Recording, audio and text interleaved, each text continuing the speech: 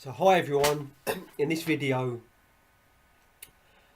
I want to look at the placebo effect in relation to my experience with Sahaja Yoga, meditation, methods and techniques. So what is the placebo effect? Because I've only really sort of looked into it properly in the last year or two. I had a rough idea what it meant. The common way of describing it is the tablet description where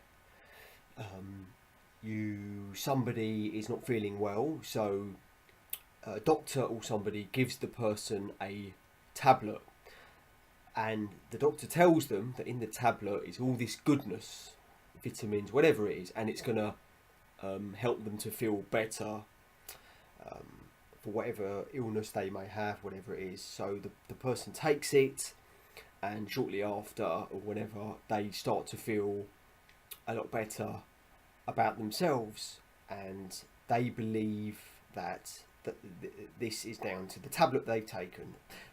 Then a day or two later, they go back to the doctor and they say, that tablet was amazing, I feel so much better, please give me some more. And then the doctor says, well, actually the tablet was useless, there was nothing in it at all of any value, and then they say it was actually a placebo. So let's look at that. Let's look at this. So how is it that, and this is common. This is a common thing. How is it that people can actually feel better with just by taking something that actually had no real scientific backing to it, that it could actually really in a evidential based way have any help to the person? Okay, so my understanding, looking at it now from a sort of a spiritual perspective, is that it's down to the psychology of belief. You have to understand what a belief is, and basically the power of belief. So the person is given what they believe. So a belief, okay, it's a feeling of certainty that something exists, that is true or is good for them in particular. So they believe that what they're given is going to help them. Okay, so it's like they're putting a certain amount of energy, positive focus into this tablet. So they take it. They don't really know what was inside the tablet. They don't really know, but they have accepted the belief that it is something powerful, it's something good for them, and it's going to help them. Okay, now what happens is a belief is formed. Okay, so you take the belief around this tablet. The belief is accepted by the subconscious mind or the unconscious mind, and the unconscious mind. This is the thing. What people don't understand. This is really, the unconscious mind is really all about the placebo. This is really what it's linked in with. The unconscious mind, which is responsible for all healing, and has that, is why when people feel better, it's because the unconscious mind, at least this is what I've read and what I've been looking into, is that the unconscious mind is what is making you feel better, especially emotionally. So you accept the belief, the unconscious mind then straight away makes the person, starts working and makes the person feel better. So you've tapped into your inner powers. Now this person might not know nothing about unconscious mind or energies, any of this could just be any old regular person, but this is apparently, this is the explanation. This is why a placebo effect can still be very powerful and people can still feel better. And actually, perhaps when the doctor would say that no, it was useless, it was perhaps, I'm sure evidence, there's data out there that would prove this, the person can then relapse because the belief is being shattered and destroyed, and the person can go backwards and perhaps become worse again. Okay, so once again, I just want to reiterate that I'm making these videos, okay, it's not some, you know, demonic negative forces attack on Sahaja Yoga, okay. I am now examining things that I have done myself. So I have accepted various beliefs regarding Sahaja Yoga, and I myself accepted them to such an extent that I also was doing helping with public programs, going out into the streets, going to pujas. So I am entitled now to look at things from an objective, that's all this is. I'm entitled to look at things from an objective point of view because I'm interested in the truth, as I'm sure many of you are too. Okay, so to me, if somebody does not like somebody scrutinizing and analyzing certain things within Sahaja Yoga, okay, that says a lot about that person. And from my point of view, there's plenty of people like that around in Sahaja Yoga. Yeah, they won't like me having a objective, critical look at in this way, and perhaps that's because they were like I was. Okay, they are, you could say, brainwashed with certain beliefs, which I now wish to scrutinise, and that is for the benefit of my own mental health and just to generally share out knowledge for everyone else. And I'm not saying I'm right about everything at all. I'm open to feedback, and you know, if I'm wrong about something, please correct me, explain to me clearly how, and you know, perhaps I can change my beliefs once again. Okay, so I've explained what the placebo effect is with the example of the people taking tablets with regards to Sahaja Yoga. Is, are there some techniques and methods that Sahaja Yogis do which actually is similar to the tablet, taking the tablet? So they are actually why people feel better by doing certain techniques and methods is because actually it's a placebo effect. And that's not to say a placebo effect is rubbish, because as I've explained, why placebos can work is because a person does tap into their inner unconscious powers, which is a very powerful thing. And if something works for somebody and it makes you feel better, or you become healed with whatever it is, then, you know, of course that's still a brilliant thing. But why I'm doing this is because what my concern is that, are there practices in Sahaja Yoga that you are told that when you do this thing, it is, you know, it's this thing that's producing the results, making you feel better. It's not a placebo effect. and it's not simply the power of your unconscious mind making you feel better. So okay, let's have an example here. Okay, so remember, I'm just trying to have alternative explanations here, looking at things from an objective point of view, and I know many of you probably won't agree with this.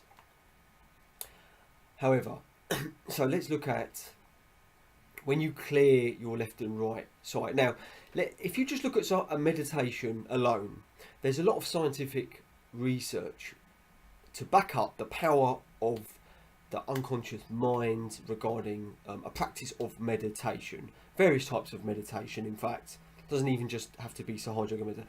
There's various research out there that shows different colours in the brain on when the head's being scanned and things changing, and so there is a lot of backing up with that.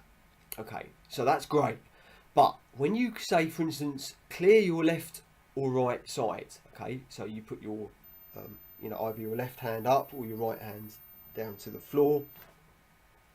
We are told that your left and right side, and you've got to remember the left side does represent in Sahaja Yoga the subconscious as well. So it is, you just by putting your hands up like that. Sorry, I've got an itch on my nose. Just by putting your hands up in those positions alone, we are being told that doing those actions produces a clearance on certain areas of your body, especially in chakras, in the spiritual side of things. Okay, so the problem I have with that is there isn't actually any firm scientific proof that putting your hand up like that or the other one down on the floor that alone is actually clearing your supraconscious or your subconscious left and right side of the channels, bringing you into that. It's actually by, so what I'm saying is, say you didn't put your hands in those positions, what that's implying is that just meditating alone might not be enough. You have to do those two hand positions to get a proper clearance on the left and right side. Otherwise, what would be the whole point of it? Okay, what would be the point of it? So that's what it seems to imply. Now, I believe there is no evidence in a scientific way whatsoever that doing that left and right is actually having any clearance effect at all. So it could just be that it's the meditation that you're doing alone, which would just continue to make you feel better anyway. So that doing the left and right thing is actually not necessary whatsoever. Okay, so this is my looking at it from a critical, objective point of view, because it's very easy. I've done it too. I've gone around preaching left and right side, and you do this, and this is what it does. Okay, so it's very easy to fall into that and just to go along with all the other sheep and whatever. Yeah, so I've done that too. So I'm looking at it now from a critical point of view. Okay, so could it be that looking at the placebo description that I gave earlier, that doing that left and right hand is similar to taking, when you do that, it's like taking a tablet at that point. So say you clear the right side, so you lift up your left hand into the air like that. So as you're doing that, you're already meditating, chances are you're already feeling better, You take it's like taking a left-sided tablet, okay, at that point. And the tablet is, you believe the tablet is full of all the good in nutrients and whatever for the left side. So, and also there's willingness is a big part of forming beliefs. The willpower. You want it to. You want that extra help. So you take that tablet and you feel like your left side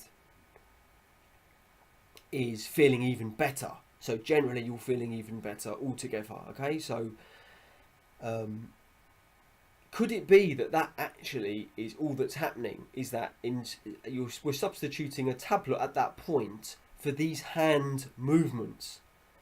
And because what's happened is, as I did, we have formed a belief. You have formed a belief that by doing that with your hands, you will feel even better, and certain areas of your spiritual system are going to be cleansed further. Okay, now, if let's look at it from the placebo point of view, if that's what you actually believe, so you want it to believe, you've got the willingness, you have the positive outlook to it, you want that to happen, going by what everyone knows, what you could look up yourself, what is the meaning of a placebo effect, that does fit in with it, doesn't it? At least to a very high degree, that actually, you're believing that doing that is going to do something. So because you have the willingness, you have the belief, you tap in, you're tapping into your unconscious powers, and then lo and behold, you start to feel better. You attribute feeling better because you lifted your hand up, the other one down there. So you keep doing it. You just keep doing it. You keep doing it. Could that be actually a good example of a placebo effect with regards to Sahaja Yoga methods and techniques? Okay, we are told that it's the Kundalini energy that is further cleansing your left and your right side. But is it really? This is the thing. Is it really? Where is the... I mean, I know in life you can't... Not everything has a scientific backing and explanation. But on the other hand, you have to... From keeping a sane mind, I now feel that you have to be critical. You have to be objective, okay? Listen, it's not to say I'm not going to do this thing right anymore. Okay, I generally I used to do a lot of that, and I reached a point I didn't think it was good for my mental health at some point. So I do a lot less of that. That's not to say I'm never going to do it again. Because like I've said, even a placebo is a powerful thing. But what I'm trying to say is, in Sahaja Yoga, we are told that that's not a placebo effect. When you do these actions with your hand, that is a Kundalini energies being directed to the left side or the right side, and it is the Kundalini that is doing further cleansing. Now, that's a very easy thing to... I mean, I'm going to look a bit more at the whole energy thing, Kundalini thing, in a bit later on. Okay, so at the moment I'm just focusing on trying to get you to understand where I'm coming from with the placebo effect, and so I think you know what I'm trying to get at here. And also this could be applied to probably a lot of other things in Sahaja Yoga, maybe like a lemon and lime treatments and shoe beating, things like this as well. Could it actually be that these things actually are just different types of placebo effects? You're replacing, you're putting your belief, for whatever reason you've reached that point where you're willing to accept everything that you're going to be told within this movement. So you accept that we're now going to do the shoe beating thing. You're giving it the benefit of the doubt. You're just being open to everything. You're just going with the flow. You're just doing it, and you want it. Like I want things to positive things to work out, and I did as well. So you're doing it, but actually shoe beating on the ground is not really that act in itself is not really making anybody feel better or changing world events or anything like that at all. It's just everyone there just wants to believe that it will. So chances are, you get 5 people with a similar belief. That's quite a powerful cocktail, a brew. So everyone feels a bit better afterwards, and then everyone says, wow, that shoe beating session was incredible. You know, those lemon and chilies or whatever it is, that was incredible. I feel a lot better now.